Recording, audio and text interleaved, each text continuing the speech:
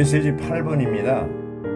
메시지 8번의 제목은 하나님의 집인 교회를 보호하기 위해 성벽을 건축함입니다. 하나님의 집인 교회를 보호하기 위해 하나님의 집인 교회를 보호하기 위해 뭘 건축합니까? 성벽을 건축합니다. 이게 이제 오늘 우리 식으로 얘기하면 머리신 그리스도의 권위 아래 부활 생명 안에서 그리스도의 몸을 건축하는 것을 말하고 있습니다. 로마자 1번, 2번은 그 느헤미야 성벽 건축에 대한 얘기고요. 로마자 3번부터 6번까지는 그 적용, 오늘 이 교회 안에 교회 건축을 말하고 있습니다. 그래서 중요한 부분인 로마자 6번에 가서 이제 건축이 중요한데 로마자 중심으로 해서 계속 교통하도록 하겠습니다. 민노르천 형제님이 이 메시지 8번을 교통하셨는데 그분이 뭐라고 그랬냐면 자기가 이 8번 메시지를 교통하기 위해서 싸우는 마음으로 나왔다고 그러시더라고요. 싸우는 마음. 말하자면 전쟁의 영으로 임했다는 얘기죠. 아주 그게 정말 저도 이렇게 지금 싸우는 마음으로 이런 교통할 수 있기를 바랍니다. 그러면서 느헤미야는 성벽을 건축할 때 누가 시켜서 한 게 아니고 자원해서 예루살렘 성의 성벽 재건을 위해서 시대적인 도구로 사용되었다고 했습니다. 성벽을 건축하는 목적은 바로 성전을 보호하기 위해서 건축하는 것인데 이 성전 건축이 끝이 아니고 성벽을 건축하는 것이 끝이라고 했습니다. 그리고 각주 1장 1각주의 내용을 아주 길게 한 거의 20여 분 동안 소개를 하면서 말씀하시는데 어쨌든 로마자 1번을 누가 좀 읽어주실래요? 에스라기는 이스라엘 포로된 데서 돌아와 성전을 재건하는 역사이고 느헤미야기는 예루살렘 성의 성벽을 재건하는 역사이다. 아멘. 여기 이제 에스라기와 느헤미야기가 나오는데 에스라기는 뭐예요? 성전 재건 역사. 느헤미야는 뭐예요? 성벽 재건 역사를 말하고 있습니다. 그래서 예루살렘 성은 하나님의 집을 위한 안정장치와 보호물이라고 그러는데 이제 왕국은 하나님의 권익을 보호하는 영역이라고 했습니다. 이 집의 재건은 뭐냐면 타락한 교회의 회복을 예표하고요. 성벽 재건은 왕국을 회복하는 것을 예표한다고 했습니다. 여기 이제 느헤미야 2장 17절부터 20절까지인데 2장 17절에 그 1일자 말씀에 보면 자, 우리가 더 이상 수치를 당하지 않도록 예루살렘 성벽을 건축합시다. 이렇게 얘기한 거예요. 뭐라고요? 더 이상 수치를 당하지 않도록 이렇게 얘기했는데 예루살렘 성벽을 건축합시다 그랬는데 이 얘기는 뭡니까? 그동안에 수치를 당했다는 얘기, 안 당했다는 얘기예요. 예, 당했다는 얘기입니다. 여기 이제 그 미니스트리 다이제스트 2권에 보면 26쪽에 보면 뭐라고 나오냐면 에스라 2차 귀환한 에스라 때부터 느헤미야 때까지 13년이라는 세월이 흘렀다고 그랬습니다. 13년 동안. 그러니까 13년 동안 수치를 당했다는 거예요. 그럼 수치를 당했다는 게 뭡니까?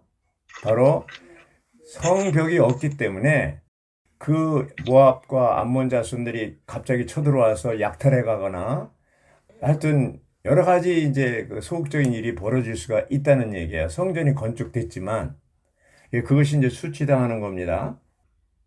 1차 스룹바벨 성전이 완성된 것은 에스라 6장 15절에 나오거든요. 모든 그 성경 연구가들이 공통적으로 그 해가 BC 516년이라고 얘기했습니다. 그 2차 기환, 에스라 2차 기환은 그 다음에 이제 BC 515년에 있었고 그것은 에스라 7장 7절을 근거하고 있습니다. 이 세 번째 귀환이 느헤미야 시대인데 2차 귀환 후 13년이 걸렸다는 거예요. 바로 느헤미야 2장 1절에 보면 아닥사스다 20년째라고 그러는데, 어쨌든 지금까지 알고 있던 그거보다도 이 다이제스트에 나온 것처럼 그 13년이라는 기간 동안 어려움을 당한, 수치를 당한 그런 것이 우리에게 분명한 인식이 필요한 게, 성벽이 없으면 성전이 건축됐다 하더라도 수치를 당해요, 안 당해요? 당합니다. 성벽은 하나의 보호벽이거든요, 보호벽. 그래서 이 하나의 분별도 되지만, 세상과의 분별도 되지만, 보호도 되고, 또 한면에선 제한도 받는 것이라고 볼 수가 있겠습니다. 자, 로마자 2번을 누가 읽어주시죠? 느헤미야 첫 번째 부분인 1장부터 7장까지는 느헤미야의 인도 아래 예루살렘 성의 성벽을 재건하는 것에 대한 것이다. 네. 그렇죠. 여기 이제 니에미야 서를 보면 첫째 부분이 있고 둘째 부분이 있어요. 첫째 부분은 1장부터 7절까지인데 뭐로 성벽 재건에 대한 거죠. 둘째 부분은 8장부터 13장까지인데 뭐예요? 이스라엘 민족 재조성하는 재교육시키는 그런 부분입니다. 여기 성벽이 허물어졌고 성문들이 불에 타버렸음, 이렇게 느헤미야 1장 3절을 소개하는데, 이 느헤미야라는 사람은요, 어떤 사람이냐 하면 거룩한 땅, 거룩한 성전, 거룩한 성을 사랑했던 사람입니다. 오늘날 따지면 거룩한 땅이신 그리스도를 우리가 사랑하고, 거룩한 성전인 교회를 사랑하고, 거룩한 성인 왕국을 사랑하는 것을 말하고 있습니다. 네. 이런 정말 주님을 사랑한다면, 그리스도를 사랑한다면 거룩한 성전인 교회를 사랑하게 되죠. 또 교회의 확장인 왕국을 또 사랑하게 되죠. 그러면 이제 그 성전은 주로 생명에 관계되고, 성벽은 주로 뭐예요? 머리와 관계되잖아요.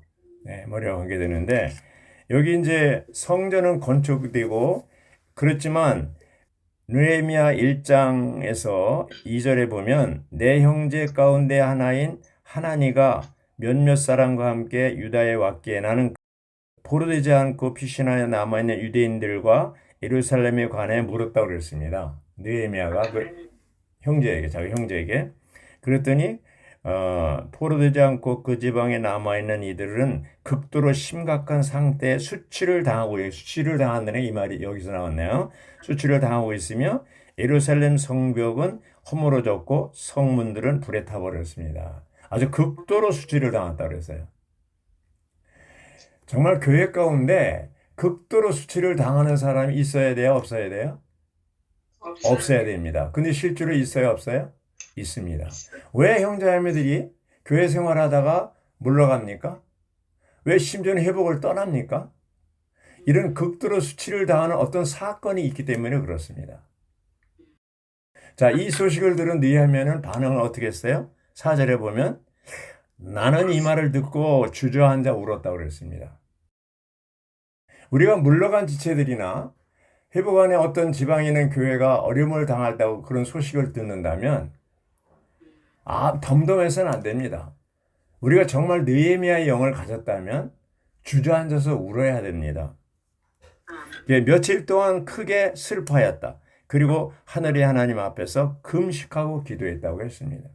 신약에 와서 바울은 로마서 9장 2절에 나에게 큰 슬픔이 있고 내 마음에 끊임없는 고통이 있다, 이렇게 얘기했습니다. 그 이유가 뭡니까? 바로 이스라엘 백성이 구원받기를 극도로 바랬기 때문입니다. 우리는 진정한 우리가 그리스도를 사랑하고 교회를 사랑하고 이러한 왕국을, 그리스도의 몸인 왕국을 사랑한다면 어떤 그 소극적인 소식을 들었을 때 아무런 느낌이 없는 사람이 되지 않고 느헤미야처럼 아주 그런 상황에 대해서 수치를 당하고 있는 지체들에 대해서 정말 슬픈 마음을 가지고 울며 금식기도 하는 이러한 지체들이 되기를 바랍니다. 여기 이제 보면은 로마자 2번에 이제 10번에 4번에 보면 성벽에서 우리 모두는 자신의 부분을 건축해야 한다고 그랬습니다.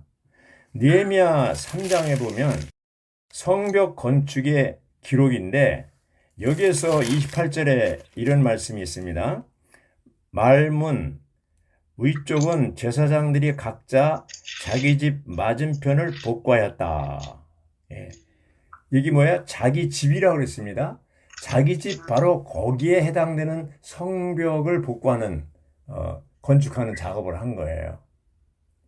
그러니까 어떻게 느헤미야가 직접 하지 않았잖아요. 같이 이제 돕긴 했지만 어떻게 이 넓은 성벽을 다 52일 만에 건축할 수 있냐? 저는 느헤미야서 읽을 때마다 이해가 안 됐어요. 어떻게 이렇게 빠른 시간에 건축할 수 있나? 예. 쉬운 일이 아닌데요. 근데 비결이 여기 있는 거예요. 각자 자기 집 맞은편이에요. 그리고 29절에 보면 그들의 다음은 또 누구, 그 다음은 누구. 그러니까 이 동서남북으로 삥 둘러서 다 이제 자기 집이 맞은편에 있는 것을 성벽을 건축했다는 얘기죠. 이건 이제 로마자 6번에 가서 더 이제 교통하겠습니다. 이것이 오늘날 정말 우리가 주 회복 안에 꼭 필요한 이러한 그림이라고 볼 수가 있겠습니다. 아멘. 그래서 우리는 D번에 보면 로마자 2번에 D번에 우리는 느헤미야의 본을 따라 성벽을 건축해야 한다고 그랬습니다. 성벽을 건축. 자, 로마자 3번을 누가 읽어주시죠? 성벽을 건축하는 목적은 그리스도의 머리 권위 아래 생활하면서 합당한 질서 안에 있도록 우리 모두를 이끄는 것이다. 아멘. 자, 목적이 뭐라고 그랬어요? 그리스도의 머리의 권위 아래 들어가는 겁니다. 머리신 그리스도의 권위 아래 들어가서 합당한 생활해서 합당한 질서를 갖도록 하는 겁니다. 그런 쪽으로 우리가 그래야 될 뿐 아니라 내가 목약하는 지체들이 있다면 그런 지체들도 거기까지 이끌어야 된다고 그랬습니다. 예. 그리스도는 어떤 분이에요? 교회의 머리자 우리 각 사람의 머리라고 했습니다. 우리가 이제 거듭나서 생명을 얻었지만 머리의 권위 아래 들어가지 않으면 어떻게 해요? 멋대로 생활하는 거죠. 멋대로 생활하면 어떻게 돼요? 사자밥이 되죠. 사탄의 밥이 될 수가 있습니다. 자기 하고 싶은 대로. 그 롯의 처도 뭐예요? 소금 기둥이 있잖아요. 딸들도 그러잖아요. 예, 자기 멋대로 생활하는 사람이 본이죠. 그래서 우리는 교회 생활 안에서 거듭난 다음에 반드시 활력그룹이나 소그룹에 소속되고 교회 생활 가운데서 이러한 범위 안에서 이제 우리가 생활해야 됩니다. 그래야 보호가 되죠. 그래서 이제 구약 시대에 느헤미야 때에 성벽을 건축하는 것에 오늘날 우리 신약에 와서는 어떻게 하는 것이 성벽을 건축하는 거냐면 첫째는 머리 대신 그리스도 아래 복종하는 거예요. 머리 권위를 인정하는 거예요. 인식하고. 두 번째는 뭡니까? 이제 우리가 건축 재료로 변화돼야 되는 거예요. 우리는 본래 흙이었는데 거듭난 뒤에 산돌이 됐잖아요. 리빙스톤. 그 다음에 또 변화돼서 뭐야? 보석이 되잖아요. 세르살렘은 금과 진주와 보석으로 되어 있습니다. 창세기 1장 2장에 그 세 가지 있잖아요. 있는데 마지막 계시록 2장 21장 22장에는 금과 진주와 보석이 나오는데 중간에 고린도전서 3장 12절에 뭐가 나와요? 금과 은과 보석이 나옵니다. 그걸로 건축되는 것을 얘기하는 거예요. 그것이 바로 그렇게 건축되면 한번 물어보겠습니다. 금과 진주와 보석에 곰팡이가 감염됐다는 세균이 감염될 수가 있나요? 없나요? 없어요. 없어요. 그래서 이 에베소 4장 14절이 어린아이와 같이 교훈의 가르침에 밀려 또 이제 그런 그 이단의 가르침에 영향을 받는 것이 나오는데 사탄의 공격에도 영향을 받지 않으려면 어떻게 돼요? 그리스도를 머리에 삼는 것이 한 방면이고 또 하나는 우리 자신이 변화되어야 돼요. 보석으로 바뀌어야 돼요. 광물의 생명으로 바뀌어야 돼요. 식물의 생명으로 있다면 곰팡이가 감염되고 세균에 감염될 수가 있습니다. 우리가 영향을 받는다는 것은 사탄의 어떤 공격, 사탄이 주로 공격하는 게 뭐예요? 죄와 또 뭐예요? 세상과 또 뭐예요? 죽음 이런 걸 가지고 사람이나 일을 가지고 공격을 하잖아요. 이제 다음에 이제 교통하겠지만 이런 때 그 영향을 받지 않으려면 어린아이를 버리고 우리가 생명이 자라서 보석이 되고 금의 성분이 많아지고 진주가 되고 보석이 되어서 완전히 광물의 생명으로 바뀔 때 가능하게 되는 것입니다. 맞아요? 틀려요? 네. 그래서 여기 로마자 이제 4번에 가는데 로마자 4번을 누가 읽어주실래요? 우리는 사도들의 가르침과 반대되는 다른 가르침들로부터 교회를 보호하는 성벽을 건축해야 한다. 네. 아멘. 자, 로마자 4, 5, 6번에 보면 그 앞에 할 때 성벽의 건축은 4번에 5번에도 성벽의 건축은 6번에도 성벽의 건축은 이렇게 나오고 있습니다. 4번의 성벽의 건축은 다른 가르침들로부터 교회를 보호한다고 그랬습니다. 8주 4일자네요. 8주 4일자에 보면 디모데전서 1장 3절 4절에 그대가 어떤 사람들에게 명령하여 다른 것들을 가르치지 못하게 하고 여기 다른 가르침이 나옵니다. 또 꾸며낸 이야기와 끝없는 족보 나오고 그런 것들은 믿음 안에 있는 하나님의 경륜을 이루기보다 오히려 의심을 불러일으킨다고 그랬습니다. 믿음 안에 있는 하나님의 경륜입니다. 객관적으로 하나님의 경륜이 있고 믿음 안에 주관적으로 이 바울 안에 디모데 안에 우리 안에 내 안에 믿음의 경륜이 들어온 것이죠. 그래서 이 완전히 하나님의 경륜이 주관적으로 내 안에 믿음의 경륜이 될 때 어떻게 돼요? 이것이 이제 결국은 악한 자를 이길 수 있는 성벽이 되는 것이죠. 하나님의 경륜의 노선에 있지 않는 그것이 다 다른 가르침들이라고 볼 수가 있겠습니다. 여기 이제 B번에 로마자 4번의 B번에 보면 교회가 타락하고 하락하며 쇠퇴하는 것의 근원이 바로 다른 가르침이라고 했습니다. 예, 디모데전서 1장 3절 4절 쭉 방금 읽었죠? 바로 다른 가르침입니다. 이 디모데전서 6장 3절에 보면요. 우리 주 그리스도의 건강한 말씀이라는 말이 나왔고요. 하나님의 경륜은 뭐예요? 사도들의 가르침에서 빗나가는 것, 이제 다른 가르침은 하나님의 경륜인 사도들의 가르침에서 빗나가는 것을 얘기하고요. 이 하나님의 경륜은 뭐예요? 이 성경 66권이라는 상자 속에 들어있는 다이아몬드라고 그랬습니다. 성경의 핵심, 중심이 바로 하나님의 경륜이죠. 하나님의 경륜이 뭡니까? 하나님의 사람 되는 것은 사람으로 하여금 하나님 되게 하는 거잖아요. 생명과 본성과 외향과 이러한 모든 표현에 있어서 하나님이 되는 거잖아요. 2000년 전에 예수님이 이 땅에 오신 목적은 본래 사람이 하나님 종류로 창세기에 창조되어 있었는데 타락해서 인류가 됐잖아요. 예수님이 이 땅에 오신 목적은 다시 타락한 인류를 하나님의 종류로 끌어올리기 위해서 오신 거잖아요. 맞아요? 틀려요? 그렇게 하기 위해서 주님은 뭐예요? 성육신 되시고 인생을 사시고 십자가에 죽으시고 부활하시고 영이 되셨잖아요. 육신이 되심으로 그분은 우리를 구속하셨고 영이 되심으로 우리에게 생명을 주셨습니다. 이 생명 어떤 생명이에요? 부활 생명이고 바로 하나님 자신의 생명이죠. 이러한 생명이 우리 안에 들어오고 이것이 바로 하나님의 경륜의 핵심이잖아요. 바로 바울은 이러한 것을 보았죠. 사도행전 9장에서 다메섹 도상에서 하나님이 바울을 빛 가운데 만나서 그를 예수님이 인격적으로 만난 다음에 아나니아에 의해서 믿고 침례받은 뒤에 그 일생 동안 그는 철저하게 하나님의 경륜의 노선에서 빗나가지 않았습니다. 하나님의 경륜의 핵심이 뭐예요? 바로 그리스도, 생명이신 그리스도, 생활인 교회입니다. 이 두 가지가 바로 하나님의 경륜의 핵심이에요. 이래서 바울의 16시는 보면 바로 그리스도에 대한 것, 교회에 대한 것, 이 두 가지를 항상 다루고 있습니다. 그러므로 우리의 모든 관심도 어떻게 해요? 하나님의 경륜에 있어야 되고 결코 다른 가르침에 영향을 받거나 관심을 둬서는 안 됩니다. 관심을 둬서는 안 됩니다.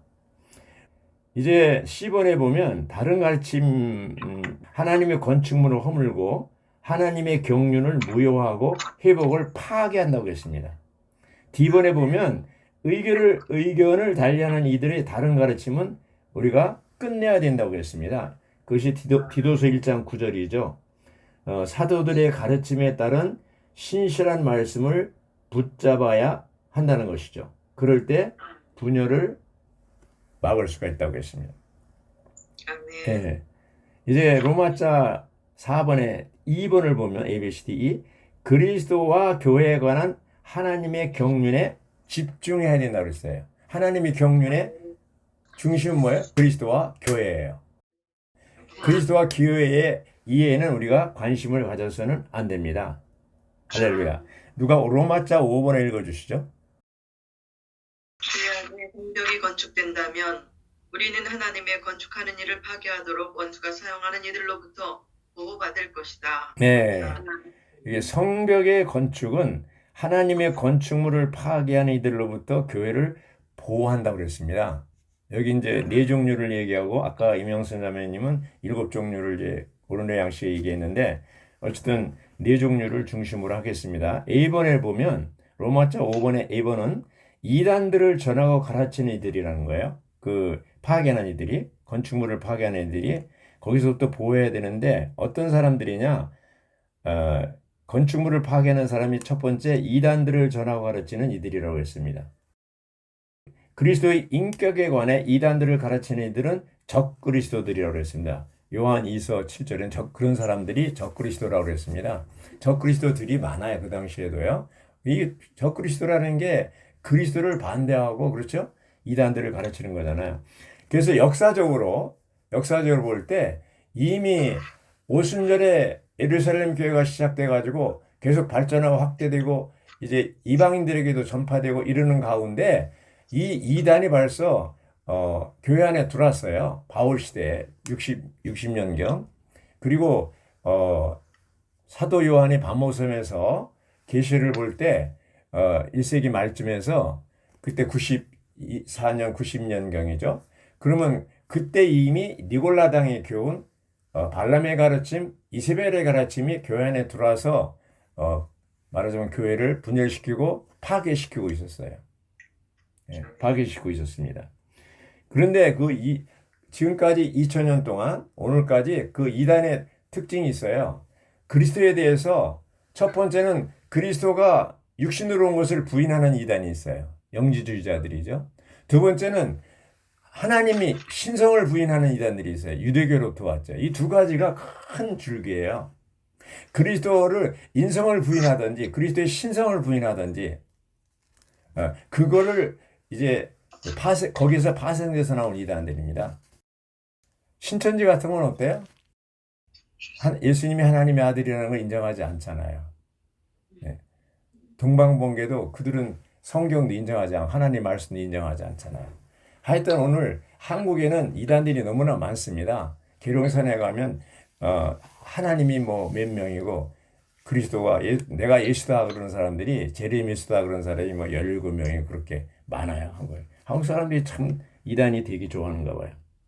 그래서 여기 2번은 사도는 이단의 영향으로 진리의 일들을 잃어버리지 않도록 깨어있으라고 경고했어요. 자, 로마자 5번에 B번을 보면 당파적이고 종파적인 사람들이라고 했습니다. 디도서 3장 10절은 뭐예요? 분열을 일으키는 사람이 나오고요. 또 C번은 분열을 일으키는 이들인데 로마서 16장 17절에 보면 그 5일자 나오죠. 로마서 16장 17절 거기서 형님들 내가 여러분에게 권유합니다.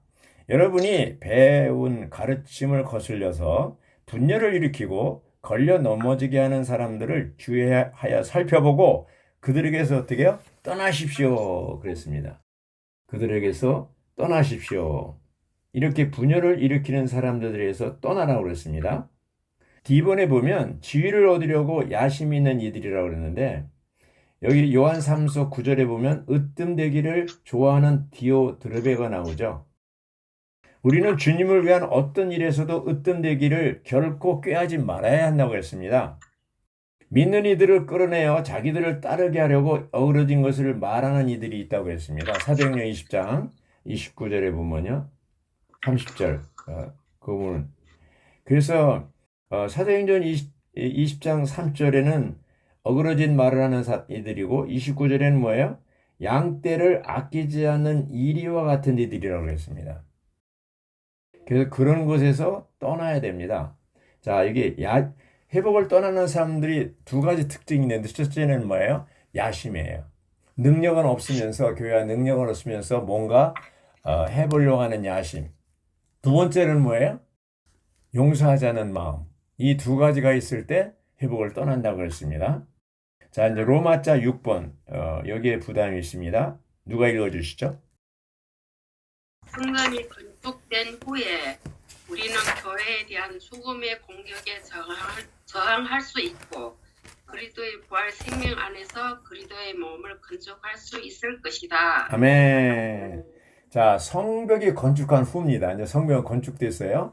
교회가 이제 성전이 건축됐고 성벽이 건축한 후에 우리는 교회에 대한 죽음의 공격에 저항할 수 있고 그리스도의 부활 생명 안에서 그리스도의 몸을 건축할 수 있을 것이다.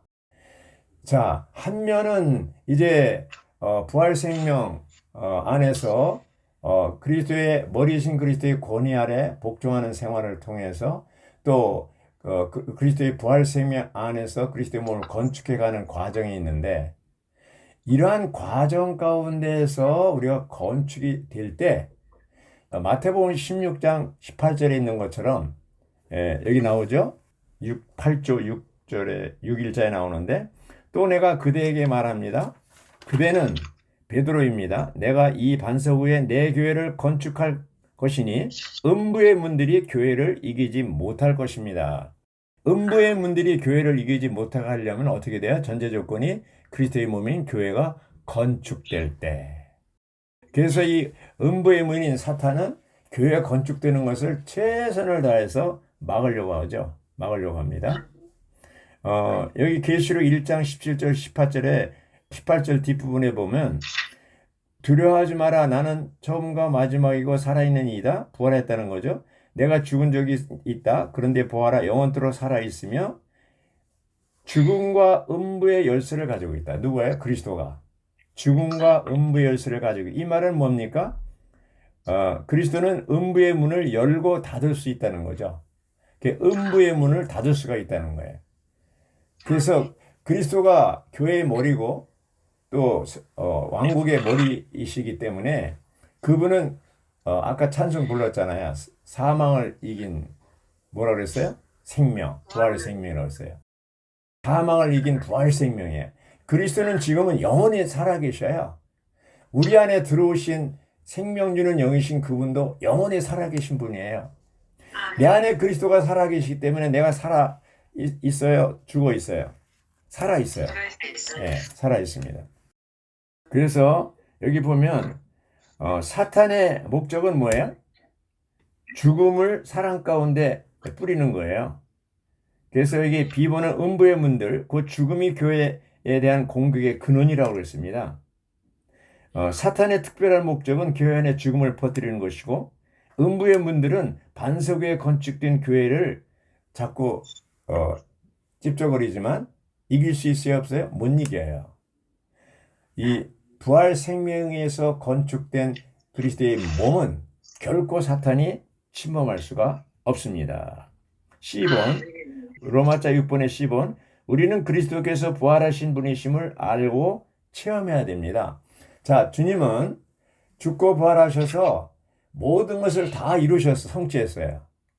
다 획득하시고 얻으셨어요. 그 모든 주님이 획득하시고 도달하시고 얻은 그 분깃을 오늘날 교회에게 우리에게 나에게 다 주셨습니다. 그래서 주님이 사중 능력, 이 놀라운 부활 능력이 있는데 사중 능력이 있어요. 그것은 뭡니까? 바로 부활의 능력, 승천의 능력, 정복하고 다스리는 능력, 머리 되심의 능력이에요. 이런 능력이 우리가 가지고 있는 생명 주는 영, 부활 생명이에요. 그래서 이 생명을 가지고 우리가 살면 결코 패배할 수가 없습니다. 사망을 이긴 부활의 생명을 내가 가지고 살면 이 사탄을 항상 이길 수가 있다 없다? 이길 수 있답니다. 그래서 우리는 타락한 생명으로 사는 것이 아니고 어떻게 해요? 타고난 생명, 타락한 생명으로 살지 말고 신성한 생명, 부활 생명에서 살 때 모든 생활에서 이길 수가 있습니다. 네, 이길 수가. 사탄이 어떻게 공격해도 이길 수가 있습니다. 이것을 매일매일 우리는 체험하라는 얘기입니다. D번에 보면 그리스도의 부활 생명 안에서만 그리스도의 몸을 건축할 수 있다고 했습니다. 그리스도의 몸은 그리스도의 부활 생명 안에 있습니다. 그리스도의 몸인 교회의 본성은 부활입니다. 교회에 부활하신 그리스도에 의해 창조된 새 창조물입니다. 자, D번에 보면 부활의 실제가 있는데 생명 주신 영이신 그리스도가 바로 부활의 실제고 부활의 원칙이 있는데 타고난 생명의 신성한 생명이 그 자리를 차지하는 것이 부활의 원칙입니다. 자, 우리가 타고난 생명을 가지고 살면 백전백패입니다. 로마서 8장 6절에 보면 육신에 든 생각은 뭐라고 그랬어요? 사망. 영에 든 생각은 생명과 평안이라고 그랬습니다. 자, 우리 생각이 전쟁터인데 거듭난 뒤에 우리 영에는 생명 주는 영이 거하고 있어. 부활 생명, 부활한 영이 살고 있어요. 육신 안에는 죄로 나타난 그 사탄이 거하고 있습니다. 그래서 이 중간에는 혼, 생각, 감정, 의지, 특히 생각에 예수님도 생각을 부활 생명 주는 영이신 그리스도도 생각을 차지하려고 하고 사탄도 생각을 차지하려고 하고 그것이 뭐예요? 로마서 8장 6절입니다.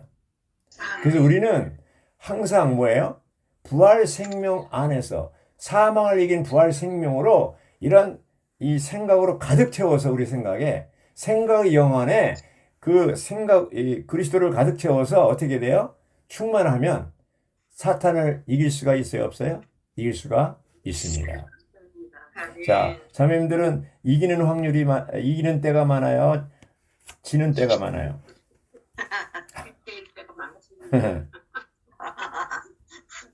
자, 여기 보면요. 그러면 질 때는 왜 지고 왜 이기는 거예요? 천연적인 생명, 타락한 생명으로 살 때는 100% 집니다. 패배합니다. 그러나 이기는 생명, 부활 생명으로 살 때는 100% 승리합니다. 그래서 우리는 이기려고 싸우는 사람들이 아니고 이긴 싸움을 싸우는 사람들이에요. 우리는 이긴 싸움을 싸우는 사람들입니다. 자, 여기 이제 8주 1일자에 보면요. 2일자입니다. 2일자에 보면 뭐 어디가 나오냐면 골로새서 2장 19절이 나옵니다. 거기 머리를 붙듭니다 그랬는데 2장 19절을 보면요. 그 18절 뒷부분에서 헛되이 교만에 빠져서 19절 머리를 붙들지 않습니다. 머리를 붙들지 않는 이유는 헛되이 교만에 빠져서 그렇습니다. 온 몸은 마디와 힘줄을 통하여 머리로부터 풍성하게 공급을 받고 함께 짜여 하나님께서 자라게 하심으로 자라는 것입니다. 자, 메시지 8번의 요절이 이제 느헤미야 2장 17절에 예루살렘 성벽을 건축합시다. 그리고 골로새서 2장 19절에 여기도 이제 건축이 나와요. 예? 그래서 이 두 기절이 요절입니다.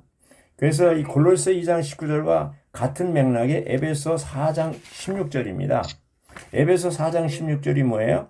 온 몸은 그분에게서 나온 그 풍성한 공급을 해주는 강마디를 통하여 그리고 각 지체가 분량에 따라 기능 발휘하는 것을 통하여 두 가지 통하여 있습니다. 강마디를 통하여 각 지체의 기능 발휘를 통하여 어떻게 돼요? 함께 결합되고 함께 짜입니다. 그래서 몸이 자람으로써 사랑 안에서 스스로 건축되는 것입니다. 자, 이것이 느헤미야 아까 읽은 3장 28절에 제사장들이 각자 자기 집 맞은편을 복구하셨다 이렇게 복구하였다고 그랬지 않습니까? 몸 안의 모든 지체들은 각 가정은 자기 집은 성전, 성벽을 건축하는데 각각 자기 분깃에 따라서 그 집 앞을 건축하는 거예요. 각 가정이 그리스도의 몸을 건축하는 하나의 집이에요. 아지트예요. 할렐루야. 그래서 느헤미야 3장 29절에는 그 다음에 이런 말이 나오잖아요.